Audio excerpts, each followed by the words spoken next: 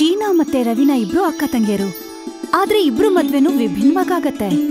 ಶೀನಾ ಶ್ರೀಮಂತ್ರ ಮನೆ, ರವೀನಾ ಬಡೂರ್ ಮನೆಗೆ ಸೊಸೆ ಆಗ್ತಾಳೆ. ಹಾಯ್ ರವೀನಾ, ಏನ್ ಮಾಡ್ತಾ ಇದ್ಯಾ? ಏನೂ ಇಲ್ಲ ಅಕ್ಕ, ಅಡ್ಗೆ ಮಾಡ್ತಾ ಇದೀನಿ ಅಷ್ಟೇ. ಏನ್ ಮಾಡ್ತಿದ್ಯಾ? ನಾನ್ ರೂಮಲ್ ಕೂತ್ಕೊಂಡು ಕಾಫಿ ಕುಡಿತಾ ಇದೀನಿ ಅಷ್ಟೇ. ಥಂಡಿ ಜಾಸ್ತಿ ಇದೆಯಲ್ವಾ? ಏನ್ ಮಾತು ಅಂತ ಹೇಳ್ತಿದ್ಯಾ ಅಕ್ಕ? ನಮ್ಮಿಬ್ರು ಊರು ಒಂದೇ ಅಲ್ವಾ? ಶೆಕೆ ತಡ್ಕೊಳಕ್ಕಾಗ್ದೆ ಶೆಕೆ ನೀರು ಸುರ್ದ್ ಹೋಗ್ತಾ ಇದೆ. ಅಯ್ಯೋ ನನ್ ಮುದ್ದಿನ ತಂಗಿ, ನನ್ ರೂಮಲ್ಲಿ AC ಆನ್ ಆಗಿದೆ, ಅಂದ್ಮೇಲೆ ತಣ್ಣಗಿದ್ದೇ ಇರತ್ತೆ. ಮತ್ತೆ ಕೆಲಸದವಳು ಅಡ್ಗೆ ಮಾಡ್ತಾ ಇದ್ದಾಳೆ. ಊಟ ಮಾಡೋದಕ್ಕೋಸ್ಕರ ರೂಮಿಂದ ಹೊರಗೆ ಹೋಗ್ತೀನಿ ಅಷ್ಟೇ. ಓ ಹೌದಾ, ಒಳ್ಳೇದಾಯ್ತು ಅಕ್ಕ. ಊಟಕ್ಕೆ ನಮ್ಮನೆಗೆ ಬಂದ್ಬಿಡು. ಹಾ ಖಂಡಿತ ಬರ್ತೀನಿ. ಸರಿ ಅಕ್ಕ, ಮತ್ತೆ ಯಾವಾಗಾದ್ರೂ ಮಾತಾಡ್ತೀನಿ, ಓಕೆ? ರವೀನಾ ಫೋನ್ ಇಡ್ತಾಳೆ. ಎದುರುಗಡೆ ಅತ್ತೆ ಬಂದು ನಿಂತಿರ್ತಾಳೆ. ತಗೋ ಇದನ್ನ, ಈ ಕರ್ಬೂಜ ತಿನ್ನು. ನಾನೇ ಕತ್ತರಿಸಿದ್ದು ಎಲ್ರಿಗೂ ಕೊಟ್ಟಾಗಿದೆ. ಇದು ನಿನ್ ಭಾಗ. ಅಯ್ಯೋ ಅತ್ತೆ, ನಾನೇ ಕತ್ತರಿಸ್ತಾ ಇದ್ದೆ, ಯಾಕೆ ತೊಂದರೆ ತಗೊಂಡ್ರಿ? ಅಲ್ಲಿಟ್ಬಿಡಿ, ರೊಟ್ಟಿ ಮಾಡಿ ಆಮೇಲೆ ತಿಂತೀನಿ. ಅತ್ತೆ ರವೀನಾ ಕೈ ಹಿಡ್ಕೊಂಡು ಕೂಲರ್ ಹತ್ರ ಕರ್ಕೊಂಡು ಹೋಗ್ತಾಳೆ. ಅಲ್ಲಿ ಮೊದ್ಲೇ ನಾದ್ನಿ ಮತ್ತೆ ಮೈದಾ ಕೂತಿರ್ತಾರೆ. ಅದ್ಗೆ ನೀವ್ ಲೂಡೋ ಆಡ್ತೀರಾ? ಇವಳು ಸೋಲ್ತಿದ್ದಾಳೆ, ನೀವ್ ಬನ್ನಿ. ಅಯ್ಯೋ, ನಾನು ರೊಟ್ಟಿ ಮಾಡ್ತಾ ಇದ್ದೆ, ಅತ್ತೆ ಕರ್ಕೊಂಡ್ ಬಂದ್ರು ಕರ್ಬೂಜ ತಿನ್ನೋದಿಕ್ಕೆ ಅಂತ. ನೀವಿಬ್ರು ಲೂಡೋ ಆಡ್ತಾ ಇದ್ದೀರಾ? ಅಡ್ಗೆ ಮಾಡ್ಬೇಕಿನ್ನು. ಏನ್ ಪರವಾಗಿಲ್ಲ ಅದ್ಗೆ, ರೊಟ್ಟಿ ನಾನ್ ಮಾಡ್ತೀನಿ. ರವೀನಾ ಕುಟುಂಬ ತುಂಬಾ ಖುಷಿಯಾಗಿತ್ತು. ಎಲ್ರೂ ಸಂತೋಷವಾಗಿ ಒಟ್ಟಿಗೆ ಇದ್ರು. ಪ್ರತಿದಿನ ಸಂಜೆ ಇಡೀ ಕುಟುಂಬ ಒಟ್ಟಿಗೆ ಕುತ್ಕೋತಾ ಇದ್ರು. ಹೇ ರಬೀನಾ, ಬೇಗ ರೆಡಿ ಆಗು, ಹೋಗಿ ಬೇಲ್ಪುರಿ ತಿನ್ಕೊಂಬರೋಣ. ಬೀಚ್ಗೂ ಹೋಗೋಣ, ವಾತಾವರಣ ಕೂಡ ಚೆನ್ನಾಗಿದೆ. ರವೀನಾ ಕೂಡ ಬೇಗ ರೆಡಿ ಆಗ್ತಾಳೆ. ಮತ್ತೆ ಇಬ್ರು ಹೊರಗಡೆ ಸುತ್ತಕ್ಕೆ ಅಂತ ಹೋಗ್ತಾರೆ. ರವೀನಾಗೆ ಶೀಲಾ ಫೋನ್ ಮಾಡ್ತಾಳೆ. ಏನ್ ಮಾಡ್ತಾ ಇದ್ಯಾ ರವೀನಾ? ಅದು ಅಕ್ಕ, ನನ್ ಮನೆಗ್ ಹೋದ್ಮೇಲೆ ಫೋನ್ ಮಾಡ್ತೀನಿ. ನಾನ್ ಅವ್ರ ಜೊತೆ ಹೊರಗಡೆ ಸುತ್ತಕ್ಕೆ ಅಂತ ಬಂದಿದ್ದೀನಿ. ನೀವ್ ಹೇಳಿ, ಏನ್ ಮಾಡ್ತಾ ಇದ್ದೀರಾ? ನಾನ್ ರೂಮಲ್ಲೇ ಕೂತಿದ್ದೀನಿ, ಟಿವಿ ನೋಡ್ತಾ ಇದ್ದೆ. ಹಾಗಾದ್ರೆ ಅಕ್ಕ, ಬೀಚ್ ಹತ್ರ ಬಂದ್ಬಿಡು. ತುಂಬಾ ಚೆನ್ನಾಗಿದೆ ಇಲ್ಲಿನ ವಾತಾವರಣ. 2 ವೀಲರ್ ಅಲ್ಲಿ ಮುಖಕ್ಕೆ ತಣ್ಣಗಿರೋ ಗಾಳಿ ಹೊಡಿತಾ ಇತ್ತು. ತುಂಬಾ ಚೆನ್ನಾಗಿದೆ. ಅಯ್ಯೋ ಇಲ್ಲ, 2 ವೀಲರ್. ನಮ್ಮಂತವ್ರ ಮನೆ ಬಗ್ಗೆ ಏನ್ ಗೊತ್ತಿದೆ ನಿನ್ಗೆ? ಹೋಗ್ಲಿ ಬಿಡು, ನಾಳೆ ನೀನ್ ನಮ್ಮನೆಗ್ ಬಾ. ಆಯ್ತು, ನೋಡೋಣ ಅಕ್ಕ. ಅತ್ತೆನ ಕೇಳ್ಬಿಟ್ಟು ಹೇಳ್ತೀನಿ. ರವೀನಾ ಫೋನ್ ಇಟ್ಬಿಡ್ತಾಳೆ. ನೀನು ಅನ್ಕೊಂಡಿದ್ಯಾ ನಿಮ್ಮ ಅಕ್ಕ ಶೀನಾ ತರ ನೀನು ಕೂಡ ಒಂದು ದೊಡ್ಡ ಮನೇಲಿ ಮದ್ವೆ ಆಗಿರ್ಬೇಕು ಅಂತ? ನಾವೆಲ್ ಬಡವರಾಗಿದ್ದೀವಿ, ಚೆನ್ನಾಗ್ ತಿಂತಾ ಇದೀವಿ, ಕುಡಿತಾ ಇದೀವಿ, ಒಳ್ಳೆ ಬಟ್ಟೆ ಹಾಕ್ತಾ ಇದೀನಿ, ಸುತ್ತಾಡ್ತಾ ಇದೀನಿ. ಇನ್ನೇನ್ ಬೇಕು? ಅದು ಬಿಡಿ, ಬೇಲ್ಪುರಿನ ಪ್ಯಾಕ್ ಮಾಡ್ಕೊಳ್ಳಿ, ಮನೇಲಿ ಎಲ್ರಿಗೋಸ್ಕರ. ಮಾರನೇ ದಿನ ಶೀನಾ ಮನೆಯಲ್ಲಿ. ನಡಿರಿ, ಸಂಜೆ ರವೀನಾ ಮನೆಗ್ ಹೋಗೋಣ. ತುಂಬಾ ದಿನದಿಂದ ಕರಿತಾ ಇದ್ದಾಳೆ ನಮ್ಮನ್ನ. ನನ್ನ ಹತ್ರ ಸಮಯ ಇಲ್ಲ. ರಾತ್ರಿ ನನಗೆ ಒಂದು ಪಾರ್ಟಿ ಇದೆ, ಬಿಸ್ನೆಸ್ ಮೀಟಿಂಗ್ ಪಾರ್ಟಿ. ನೀನು ಡ್ರೈವರ್ ಜೊತೆ ಹೋಗು. ಇಲ್ಲ, ಚೆನ್ನಾಗಿರೋದಿಲ್ಲ. ಮದ್ವೆ ಆದ್ಮೇಲೆ ಗಂಡ ಇಲ್ದೆ ನಾನೊಬ್ಳೆ ಅಲ್ಲಿಗೆ ಹೋಗೋದು ಏನ್ ಚೆನ್ನಾಗಿರುತ್ತೆ ಹೇಳಿ? ನೋಡು, ಮಿಡಲ್ ಕ್ಲಾಸ್ ಅವ್ರ ತರ ಮಾತಾಡ್ತಿದ್ಯಾ. ಅಮ್ಮನ್ ನೋಡು, ಹೇಗೆ ಸೋಷಿಯಲ್ ಲೈಫ್ ಅನ್ನ ಎಂಜಾಯ್ ಮಾಡ್ತಿದ್ದಾರೆ ಅಂತ. ನಾನ್ ಬರೋದಿಲ್ಲ. ಸರಿ, ಸಂಜೆ ಎಲ್ಲಾದ್ರೂ ಹೊರಗೆ ಹೋಗೋಣವಾ? ಇತ್ತೀಚೆಗೆ ವಾತಾವರಣ ತುಂಬಾ ಚೆನ್ನಾಗಿದೆ. ಅಯ್ಯೋ, ಈಗ ತಾನೇ ಹೇಳ್ದೆ ಪಾರ್ಟಿ ಇದೆ, ಅದು ತಾಜಲ್ಲಿ. ನೀನ್ ಬರೋದಿದ್ರೆ ಹೇಳು. ಇಲ್ಲ, ತಾಜ್ ಹೋಟೆಲ್ಗೆ ಹೋಗೋ ಮನ್ಸಿಲ್ಲ. ಸರಿ, ಹೋಗ್ಲಿ ಬಿಡಿ, ಇರ್ಲಿ. ಗಂಡ ಆಫೀಸಿಗೆ ಹೊರಟೋಗ್ತಾನೆ. ಶೀನಾ ಇಡೀ ದಿನ ಟಿವಿ ನೋಡ್ತಾ ಇದ್ಲು ಮನೇಲಿ, ಇಲ್ಲಾಂದ್ರೆ ಮೊಬೈಲ್ ಅಲ್ಲಿ ಇರ್ತಿದ್ಲು. ಅವಳು ಯೋಚಿಸ್ತಾಳೆ, ಸ್ವಲ್ಪ ಹೊತ್ತು ಮನೆಯವ್ರ ಜೊತೆ ಕೂತ್ಕೋಬೇಕು ಅಂತ.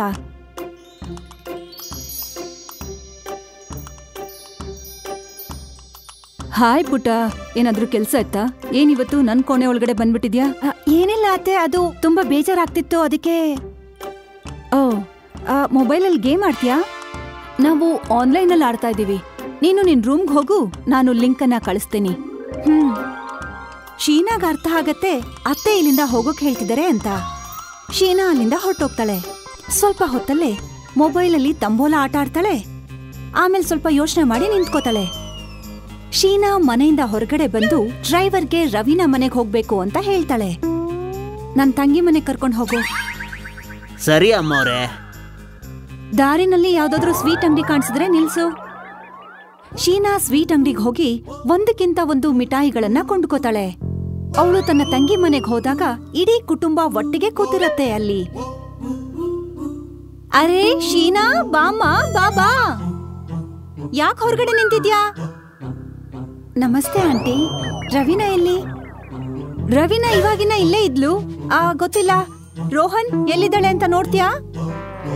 ಅಮ್ಮ, ಅದ್ಗೆ ಬಹುಶಃ ನೀವು ಬಟ್ಟೆ ಕೊಟ್ರಲ್ಲ, ಅದನ್ನ ಬೀರುವಲ್ಲಿಡೋದಕ್ಕೆ ಹೋಗಿದಾರೆ ಅನ್ಸುತ್ತೆ. ನಾನು ಹೋಗಿ ಕರಿತೀನಿ. ಅಯ್ಯೋ ಬೇಡ ಬೇಡ, ಇರ್ಲಿ, ನಾನೇ ರೂಮ್ ಒಳಗಡೆ ಹೋಗ್ತೀನಿ.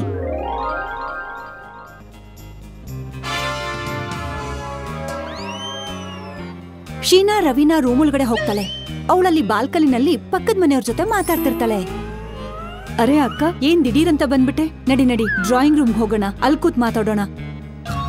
ಬೇಡ ಬೇಡ, ಯಾಕೆಲ್ರಿಗೂ ತೊಂದರೆ ಕೊಡ್ಬೇಕು? ರೂಮಲ್ಲೇ ಕೂತ್ಕೊಳ್ಳೋಣ. ಏನ್ ಮಾತು ಅಂತ ಆಡ್ತಿದ್ಯಾ ಅಕ್ಕ? ನೀನ್ ಬಂದಿದ್ಯಾ ಅಂದ್ರೆ ಎಲ್ರೂ ನಿನ್ನ ಮಾತಾಡಿಸ್ಬೇಕಲ್ವಾ? ನಡಿ ಹೋಗೋಣ. ರವಿನಾ ಮತ್ತೆ ಶೀನಾ ಹಾಲ್ ಬರ್ತಾರೆ. ಅಲ್ಲಿಗೆ ಅತ್ತೆ ಟೀ ಮತ್ತೆ ತಿಂಡಿ ತಗೊಂಡ್ ಬರ್ತಾರೆ. ಅರೆ ಆಂಟಿ, ನೀವ್ಯಾಕೆ ತೊಂದರೆ ತಗೊಂಡ್ರಿ? ಅದ್ಯಾಕಂದ್ರೆ ನಾವೆಲ್ರೂ ಒಟ್ಟಿಗೆ ಕೂತ್ಕೊಳ್ಳೋಣ ಅಂತ. ಅತ್ತೆ, ಇವಾಗ ನೀವು ಕೂತ್ಕೊಳ್ಳಿ. ರವಿನಾ ಮನೆ ವಾತಾವರಣ ಶೀಲಾಗೆ ವಿಚಿತ್ರ ಅನ್ಸತ್ತೆ. ಎಷ್ಟು ಸಮಯ ಆಗೋಗಿತ್ತು. ಈ ತರ ಊಟ ನಾನು ಯಾವತ್ತೂ ಮಾಡಿರ್ಲಿಲ್ಲ. ತುಂಬಾ ರುಚಿಯಾಗಿತ್ತು ಊಟ. ನಮ್ಮಂತವ್ರ ಮನೇಲಿ ಈ ತರ ಅಡ್ಗೆ ಪ್ರತಿದಿನ ಆಗತ್ತೆ ಅಕ್ಕ. ಸರಿ, ರಾತ್ರಿ ಊಟಕ್ಕೆ ಏನ್ ತಿಂತ್ಯಾ? ಅರೆ, ಹಳ್ಳಿ ಅಜ್ಜಿ ನೆನ ಕಲ್ಸಿದ್ಲಲ್ಲ, ಅದನ್ನ ಮಾಡ್ತಿನ್ಸಿ ಅವಳಿಗೆ. ಆಹಾ, ನಾನ್ ಮಾಡ್ತೀನಿ. ರವಿನಾ, ನಾದ್ನಿ ಮತ್ತೆ ಮೈದಾ ಕೂಡ ಶೀನಾ ಜೊತೆ ಮಾತಾಡ್ತಾ ಇರ್ತಾರೆ. ಮಧ್ಯಾಹ್ನ ಆಗ್ತಿದಾಗೆ ಎಲ್ರೂ ಒಟ್ಟಿಗೆ ಕೂತು ಊಟ ಮಾಡೋಕ್ ಶುರು ಮಾಡ್ತಾರೆ. ಅಂತ್ಯಾಕ್ಷರಿ ಆಡ್ತಾರೆ, ಸಿಕ್ಕಾಪಟ್ಟೆ ಹರಟೆ ಹೊಡಿತಾರೆ. ಶೀನಾ ವಾಪಸ್ ಮನೆಗ್ ಹೋಗೋವಾಗ ರವಿನಾ ಅತ್ತೆ ಅವಳಿಗೆ ದುಡ್ಡನ್ನು ಸಹ ಕೊಡ್ತಾರೆ. ಮಗಳೇ, ಮೊದಲನೇ ಸಲ ತಂಗಿ ಮನೆಗ್ ಬಂದಿದ್ಯಾ. ನಾವು ನಿಮ್ಮಷ್ಟು ಶ್ರೀಮಂತರೇನು ಅಲ್ಲ, ಆದ್ರೆ ನಾನ್ ನಿನಗಿಂತ ದೊಡ್ಡೋಳಲ್ವಾ. ಇದು ಸಣ್ಣ ಕಾಣಿಕೆ. ನೀನು ಬರ್ತೀಯ ಅಂತ ಗೊತ್ತಿದ್ರೆ ಮುಂಚೆನೆ ಒಂದು ಸೀರೆ ತಗೊಂಡ್ ಬಂದಿಟ್ಟಿರ್ತಿದ್ದೆ. ಶೀನಾ ಅತ್ತೆ ಕಾಲ್ಗೆ ನಮಸ್ಕಾರ ಮಾಡಿ ಕಣ್ಣಲ್ಲಿ ನೀರ್ ತುಂಬ್ಕೊಂಡ್ ಹೇಳ್ತಾಳೆ, ನಾನ್ ಬರೀ ದುಡ್ಡಿಂದ ಶ್ರೀಮಂತೆ ಅಷ್ಟೇ, ಆದ್ರೆ ರವಿನಾ ಸಂಬಂಧಗಳಲ್ಲಿ ಶ್ರೀಮಂತೆ. ಜೀವನದಲ್ಲಿ ನಿಜವಾದ ಸಂತೋಷ, ಖುಷಿ ನಮ್ಮೋರ್ ಜೊತೆನೇ ಇರೋದು, ದುಡ್ಡಲ್ಲ. ಶೀನಾ ಅಲ್ಲಿಂದ ಹೊರಟೋಗ್ತಾಳೆ. ಮತ್ತೆ ರವಿನಾ ಅತ್ತೆನ ನೋಡಿ ನಗ್ತಾಳೆ. ತುಂಬಾ ವರ್ಷಗಳ ಹಿಂದೆ ಒಂದು ರಾಜ್ಯವನ್ನ ಆಳ್ತಾ ಇದ್ದ ವಯಸ್ಸಾದ ಜಾದುಗರ್. ಅವನ ಹೆಸರು ಜೇನ್ ಅಂತ. ಜೇನ್ ಸರಳ, ದಯಾಳು ಮತ್ತೆ ಸಹಾಯ ಮಾಡೋಂತ ವ್ಯಕ್ತಿ. ಒಂದು ದಿನದ ಮಾತು, ಜೇನ್ ತನ್ನ ಹಾಸಿಗೆ ಮೇಲೆ ಮಲ್ಕೊಂಡಿದ್ದ. ಆಗ ಒಂದು ಆಕಾಶವಾಣಿ ಕೇಳಿಸ್ತು. ಜೇನ್, ನಿನ್ನ ಅಂತಿಮ ದಿನವೂ ಹತ್ತಿರವಾಗಿದೆ. ಜೇನ್ ಇದನ್ನ ಕೇಳಿ ಯೋಚಿಸೋದಕ್ಕೆ ಶುರು ಮಾಡ್ದ. ಅವನ ನಂತರ ಆಳ್ವಿಕೆ ಯಾರು ಮಾಡ್ತಾರೆ ಅಂತ. ಮತ್ತೆ ಅವನು ತನ್ನ ಜಾದುವಿನ ಪಾಠ ಹತ್ರ ಹೋದ ಮತ್ತೆ ಹೇಳ್ದ, ಜಾದು ಜಾದು ಜಾದು ನೀರೇ, ತೋರ್ಸು ತೋರ್ಸು ನನಗೆ ಯಾರದು ನನ್ನ ಹಾಗೇನೆ ನನ್ನ ರಾಜ್ಯವನ್ನು ನಡೆಸೋನು. ಆ ಜಾದುವಿನ ಪಾಟ್ನಲ್ಲಿ ವಾಯು ಅನ್ನೋನು ಕಾಣಿಸ್ಕೊಂಡ. ಅವನು ಹಾರಬಲ್ಲ ಮತ್ತೆ ಗಾಳಿಯನ್ನ ತನ್ನ ಹಿಡಿತದಲ್ಲಿ ಇಟ್ಕೋಬಲ್ಲ. ವಾಯು ತುಂಬಾನೇ ಶಕ್ತಿಶಾಲಿ. ಇದನ್ನ ನೋಡಿ ಜೇನ್ಗೆ ಖುಷಿ ಆಯ್ತು. ಮತ್ತೆ ವಾಯು ಸಡನ್ ಆಗಿ ಅಗ್ನಿಯಾಗಿ ಬದಲಾಗ್ತಾನೆ. ಅಗ್ನಿ ಹತ್ರ ಜ್ವಾಲೆಯ ಶಕ್ತಿ ಇದೆ. ಬೆಂಕಿ ಅವನನ್ನ ಸುಡೋದಿಲ್ಲ ಮತ್ತೆ ಬೆಂಕಿಯನ್ನ ಅವನು ಹಿಡಿತದಲ್ಲಿಟ್ಕೋಬಲ್ಲ. ಜೇನ್ ಇನ್ನಷ್ಟು ಖುಷಿಯಾದ. ಜೇನ್ಗನ್ನಿಸ್ತು ಬಹುಶಃ ವಾಯುಗಿಂತ ಅಗ್ನಿ ಶಕ್ತಿಶಾಲಿ. ಮತ್ತೆ ಅಗ್ನಿ ಜಲವಾಗಿ ಬದಲಾದ. ಜಲದ ಹತ್ರ ನೀರಿನ ಶಕ್ತಿ ಇತ್ತು. ಅವನು ನೀರಿನ ಮೇಲೆ ನಡಿಬಹುದಾಗಿತ್ತು, ಮಳೆಯನ್ನು ಬರೆಸಬಹುದಾಗಿತ್ತು.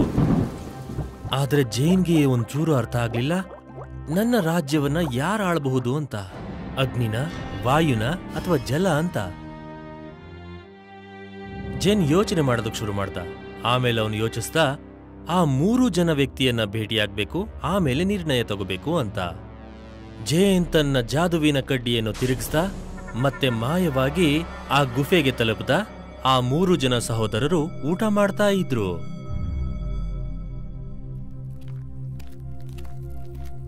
ನಾನು ಝೆನ್. ನಾನು 50 ವರ್ಷಗಳಿಂದ ಟಿಬೇಟಿನ ಮಾಯ ರಾಜ. ನಾನಿಲ್ಲಿ ನಿಮ್ಮ 3ರನ್ನು ನೋಡೋದಕ್ಕೆ ಬಂದಿದ್ದೀನಿ. ಯಾಕಂದ್ರೆ ನನಗೀಗ ತುಂಬಾ ವಯಸ್ಸಾಗಿದೆ. ನನಗ್ ತಿಳಿದು ಬಂದಿದೆ ನಿಮ್ಮ 3ರಲ್ಲಿ ಅತಿ ಹೆಚ್ಚು ಶಕ್ತಿಗಳು ಹೊಂದಿವೆ ಅಂತ. ನೀವು ನಮ್ಮ ರಾಜ್ಯವನ್ನು ನಡೆಸಬೇಕು, ಅಂದ್ರೆ ಟಿಬೇಟಿನ ಮಾಯರಾಜನಾಗಬೇಕು. ಆದ್ರೆ ನಿಮ್ಮ 3ರಲ್ಲಿ ಅತಿ ಹೆಚ್ಚು ಜಾದು ಶಕ್ತಿಯನ್ನು ಹೊಂದಿರುವವರು ಯಾರು ಹೇಳಿ? ನಾನ್ ತುಂಬಾನೇ ಶಕ್ತಿಶಾಲಿ. ಯಾಕಂದ್ರೆ ನಾನ್ ಏನ್ ಬೇಕಾದ್ರೂ ಸುಟ್ಬಿಡ್ತೀನಿ, ಆದ್ರೆ ನನಗೇನು ಆಗೋದಿಲ್ಲ. ನಾನು ತುಂಬಾನೇ ಶಕ್ತಿಶಾಲಿ, ಯಾಕಂದ್ರೆ ನಾನು ವಾಯುವಿನ ಶಕ್ತಿ ಉಳ್ಳವನು ಮತ್ತೆ ಹಾರಲೂಬಹುದು. ನಾನು ಶಕ್ತಿಶಾಲಿನೇ. ನಾನು ಮಳೆ ಬರಿಸ್ತೀನಿ, ನೀರಲ್ಲೂ ಸಂಚರಿಸ್ತೀನಿ. ನಾನು ನಿಮ್ಮ ಮೂವರನ್ನು ಪರೀಕ್ಷಿಸಿ ನೋಡುತ್ತೇನೆ, ನಾನೇ ಕಂಡಿಡಿತೀನಿ ಈ ನಿಮ್ಮ ಮೂವರಲ್ಲಿ ಯಾರು ಹೆಚ್ಚು ಶಕ್ತಿಶಾಲಿಗಳೆಂದು ನಾನ್ ಪತ್ತೆ ಹಚ್ತೀನಿ. ಆದ ಕಾರಣ ನೀವು 3 ಜನನು ನಾಳೆ ಬೆಳಗ್ಗೆನೆ ನನ್ನ ಜೊತೆ ಕಾಡಿಗೆ ಬರಬೇಕು.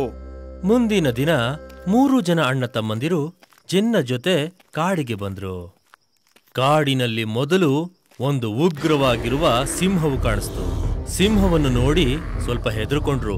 ಸಿಂಹ ಅವರನ್ನ ಬೇಟೆ ಮಾಡಬೇಕು ಅನ್ಕೋತು.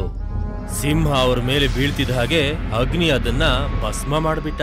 ತುಂಬಾ ಬುದ್ಧಿವಂತ ಅಗ್ನಿ, ನೀನು ನಮ್ಮೆಲ್ಲರನ್ನು ರಕ್ಷಿಸಿದ್ಯಾ. ನಿಜವಾಗ್ಲೂ ನೀನು ಶಕ್ತಿಶಾಲಿಯೇ. ಜೇನ್ಗೆ ಅಗ್ನಿಯ ಶಕ್ತಿಯು ತುಂಬಾ ಇಷ್ಟ ಆಯ್ತು.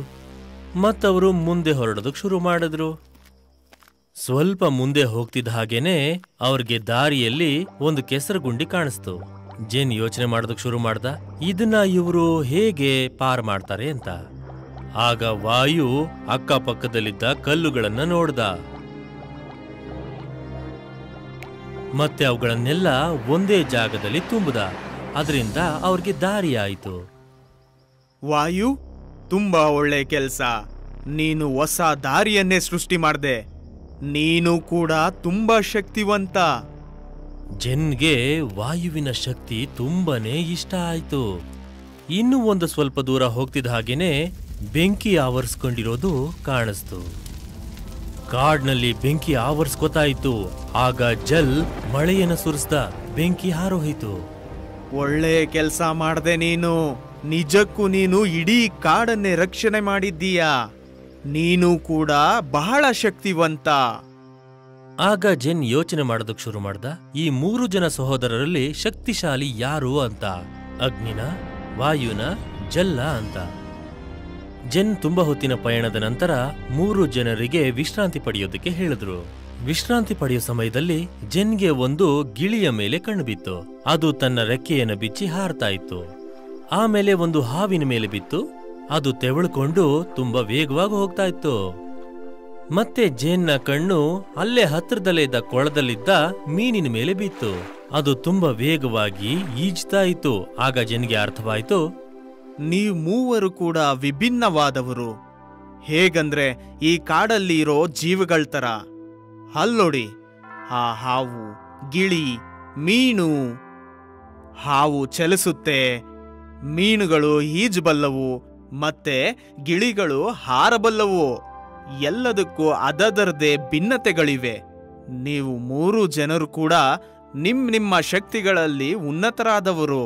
ನಾನು ನಿಮ್ಮ 3ರನ್ನು ಟಿಬೇಟ್ಗೆ ಕರೆದುಕೊಂಡು ಹೋಗ್ತೀನಿ. ನೀವು 3 ಕೂಡ ನನ್ನ ರಾಜ್ಯವನ್ನು ನೋಡ್ಕೋಬಹುದು. ಜೆನ್ 3 ಜನ ಅಣ್ಣ ತಮ್ಮಂದಿರಲ್ಲಿ ಶಕ್ತಿಶಾಲಿ ಯಾರು ಅಂತ ಕಂಡು ಹಿಡಿಯೋದಕ್ಕೆ ಆಗ್ಲೇ ಇಲ್ಲ.